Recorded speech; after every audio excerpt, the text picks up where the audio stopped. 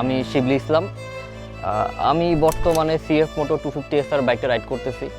প্রথম কথা হচ্ছে যে কেন আমি বাইকটা কিনলাম, বাজারে আরও হায়ার সিসি বাইক আছে। তো সিএফ মোটো নেওয়ার একটা কারণ ছিল, এটা আমি একটু রিসার্চ করে দেখলাম যে এটা বাইরে বেশ ওয়ার্ল্ড রিনাউন্ড একটা ব্র্যান্ড এবং ইউরোপে এটার বেশ ভালো মার্কেট আছে। এই বাইকটা আমি চালিয়েছি এখন পর্যন্ত 3200 প্লাস কিছু কিলো। হাইওয়েতে এটা আমাকে মাইলেজ দিয়েছে প্রায় 32+।